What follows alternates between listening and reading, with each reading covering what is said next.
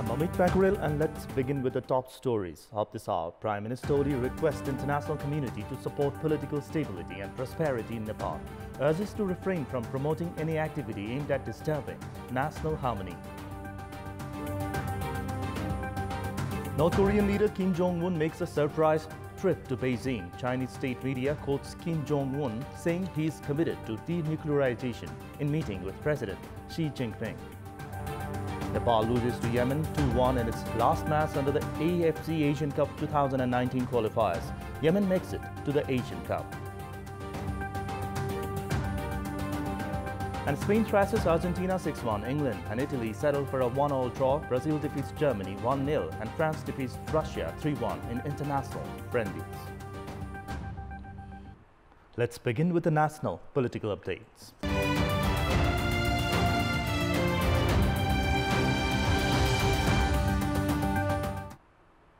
Prime Minister K.P. Sharma Oli has drawn the attention of international donors to refrain from lending support to any activity that would hamper national harmony. He made the remark while briefing foreign delegates about the government's upcoming plans and policies at his official residence in Balwatar yesterday. We have a report. Addressing the diplomatic community, Prime Minister Oli put forth 6-point priorities of his government in the days ahead. The priorities include nationality, fundamental freedom, political stability, development, and good governance. Meanwhile, Premier Oli also urged the foreign delegates to refrain from mobilizing support to any complicit activity aimed at jeopardizing national or social harmony. The Prime Minister instead requested the international community to increase cooperation for Nepal's economic development. Premier Oli also stated his government's 5 foreign policy priorities, which included promotion of national interests along with boosting friendly and economic relations with both India and China, among others. नेपालको पछिल्लो राजनीतिक विकासक्रम जसलाई उहाँले अत्यन्त उच्च महत्त्वका साथ एउटा ऐतिहासिक परिवर्तनको रूपमा चित्रित गर्नुभएको छ र नेपाली जनताले लामो समयदेखि प्रतीक्षा गरिरहेको राजनीतिक स्थायित्व र आर्थिक समृद्धिको युग सुरु भएको र यस उद्देश्यलाई प्राप्त गर्नको निम्ति बृहत्तर अन्तर्राष्ट्रिय सद्भाव र सहयोग आवश्यक रहेको कुरा जोड दिनुभएको छ. During his briefing, Prime Minister Oli said that the government would not allow amnesty to anyone involved in serious human rights violation. At the end of his speech, the Premier said he expected a high-level visits to neighbouring and other countries in the coming days. The government is preparing to issue a budget for the new fiscal year at the moment. However, the trend so far shows mobilization of hardly 70% of development budget. While the government's ability to mobilize its annual budget is questioned, the Nepal Army in the past few years seems to have not just fully utilized its allocated budget, but demanded an additional 150% for expenses.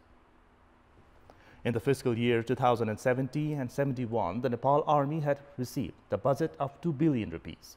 The expenses, however, that year summed around 5 billion and 40 million rupees, which was only for accumulation of assets. In addition, the Nepal Army spent another 550 million rupees in same fiscal year. The government's budget allocation for the past few years has never been enough for Nepal Army, with them demanding for additional budget every year. The Army's spending is considered unnatural by many because none of the expenses were made on development projects. Unnatural expenditures as such have been seen supported directly by the cabinet without the approval of the parliament. The Ministry of Finance has said that it has painstakingly been becoming a burden to the state coffers to bear the non-budgetary expenses as such. The government has been turning its deaf ear towards the issue, which has been hurting the national coffers and eventually the public at large.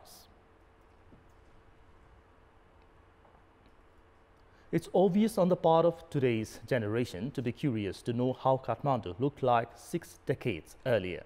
Tony Hagen, a Swiss geologist, captured several photos of the capital from different angles, which vividly portrayed the geography, culture and lifestyle of Kathmandu back in the history. Even Nepalese today are taken by surprise looking at Hagen's photographs that have significantly helped Nepal get recognized in the international arena.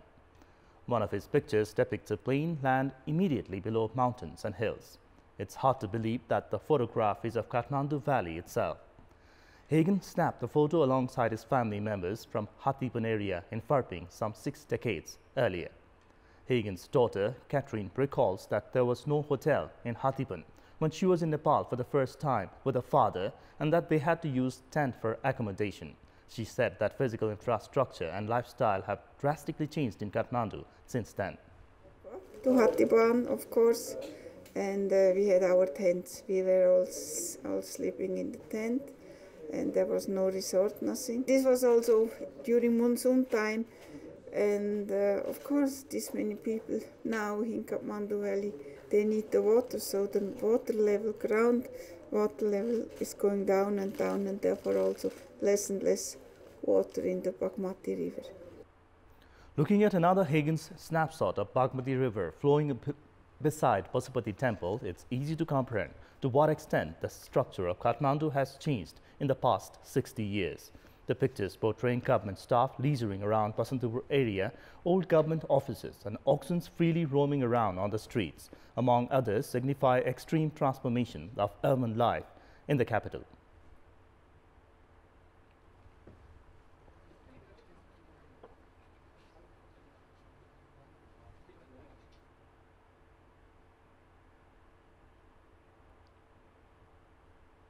पहिलो कुरा त के भन्दाखेरि हामीले कति विनाश गरिसक्यौं अहिलेसम्म भन्ने कुरा चाहिँ हाम्रा नेपाली दाजुभाइ दिदीबहिनीहरूले देखुन् भन्ने एउटा उद्देश्य हो र अब त्यो देखेपछि अब जति नाश हुनु त नाश भइसक्यो तर जति बाँकी छन् त्यसलाई चाहिँ नि संरक्षण गरौँ भन्ने एउटा जमर्को चाहिँ उब्जिन्छ कि भन्ने नै हाम्रो सबभन्दा ठुलो आश र उद्देश्य हो. The photograph of Singha Darbar before the palace was caught in fire in 1973, captured by Hagen from an airplane, is itself a history. Swiss geologist Tony Hagen came to Nepal in 1950 after the then Rana regime allowed entry to international investigators. During his 12 years of stay, Hagen traveled around 14,000 kilometers on his foot to take photographs of different places and communities in the country. His photographs is recently being showcased by Nepalese Heritage Society at the Hagen House in Kantipur. And time now for a short break. For more news, do stay with us.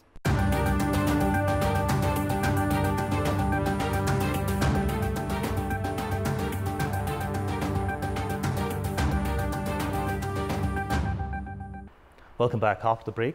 The Ministry of Industries, Commerce and Supplies carried out inspection for around 15,000 times at different firms in the past 6 months in a bid to preserve consumers' rights and build a healthy market. However, despite boasting about its monitoring spree, the authority has hardly been able to punish a single culprit as of yet. And in this context, we had asked the residents of Tapa, Pokhara and Chitwan regarding why they think has the government failed to take any action against black marketing even after monitoring. Let's take a look at what they had to say. Public voice. उनीहरुले कारबाही गर्न अगाडि सर्दैन न कमाउने भाडो भइरहेछ अब जाने अट्टा उट्टा गर्ने अनि पैसा मिलाउने अनि हिन्ने राजनीति पहुँचेको कारणले गर्दाखेरि यो चाहिँ कारबाही नभएको पार्टीहरुलाई चाहिँ पर्यो भनेदेखि उनीहरुले दिन्छन् र अब कारबाही गरेर भनेदेखि त्यो स्रोत हट्ने भयो ठुलो बडाको चाहिँ मिलेमितोमा धेरै चाहिँ अलिकति चाहिँ उहाँहरुकोमा चाहिँ भित्र कुरो हुन्छ सरकारी निकायहरु एक आपसमा मिलेर चाहिँ यो पैसा खाने खेल मात्रै हो कसरी कसलाई भनेर हुन्छ भनेर उनीहरुले भित्र मिलाइसकेको यदि अनुमान गरेको सही कुरा हो भने हामीले यहाँ अनुगमन गर्यौं यहाँ हामीले कारबाही गर्यौं भन्दै उनीहरुले त्यो चाहिँ उनीहरुको जागिर पचाउने र उनीहरुसँग कमिसन पहिले उनीहरुले खाइसकेको हुन्छ.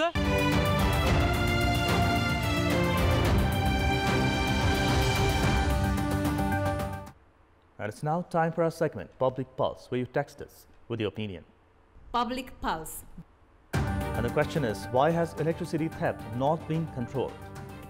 And options are A, lack of support from locals, B, nexus, and C, inadequate penalty. The voting is on. Type NEWS, select your option A, B, or C and send it to 8080 to share your opinion with us. Now the international update.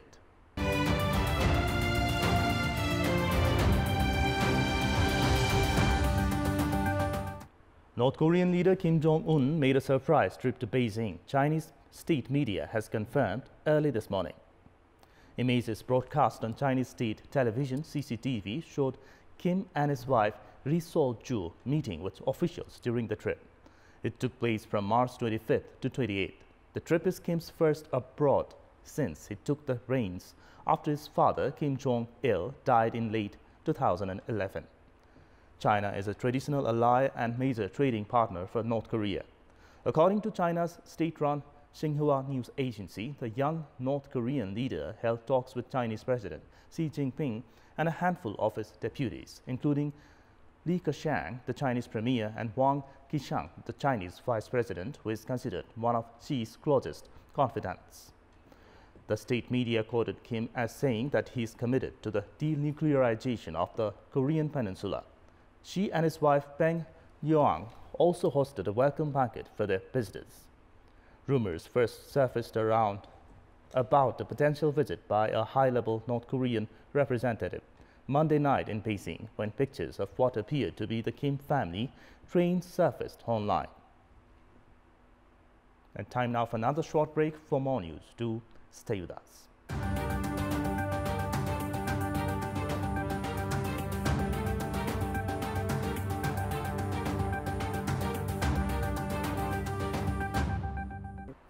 Nepal has lost to Yemen in its last match of the AFC Asian Cup 2019 qualifier.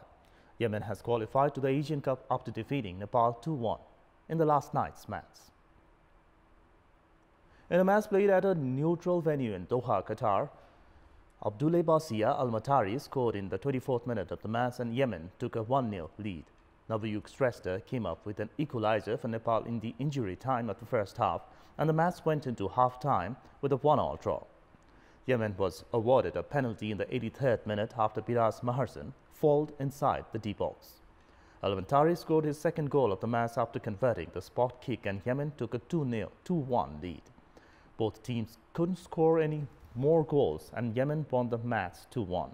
With a win, Yemen has booked a spot in the AFC Asian Cup 2019, which will be held in the United Arab Emirates from the 5th of January to the 1st of February next year.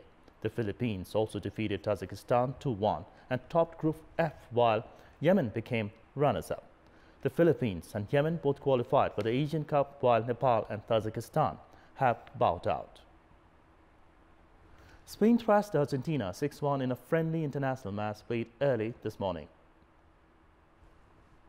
In the friendly match played in Madrid, Diego Costa scored in the 12th minute of the match and gave Spain a 1-0 lead. He scored double the score for Spain in the 27th minute, but Nicolas Kantipur scored in the 39th minute for Argentina and cut the deficit to 2-1. In the second half, Spain continued its dominance and Isco scored in the 52nd, and Thiago Alcantara scored in the 55th minute and gave Spain a convincing 4-1 lead. Lago Aspas then scored in the 73rd minute and Isco scored in the 74th minute, scoring a hat-trick in the match, and Spain won the match 6-1. In another friendly international match played this morning, Brazil defeated defending world champion Germany 1-0.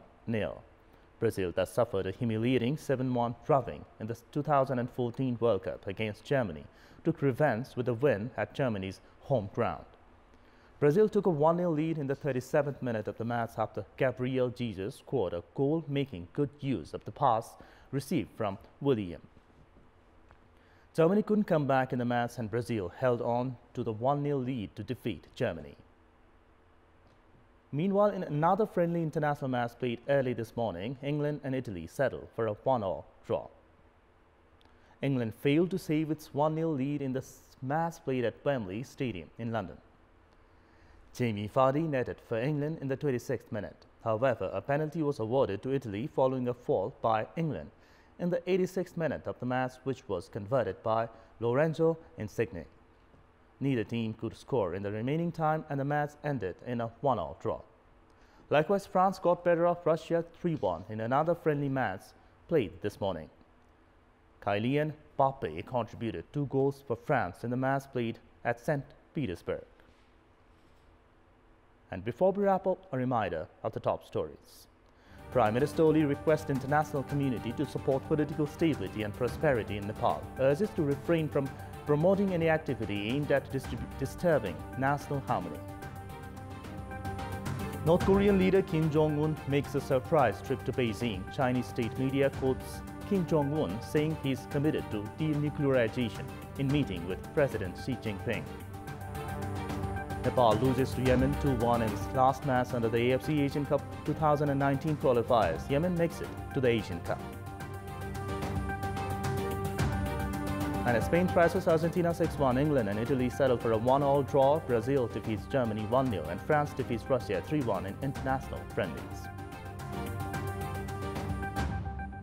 And that's all for this hour. Keep watching Kantipur TV SD for more news and entertainment. Have a good day.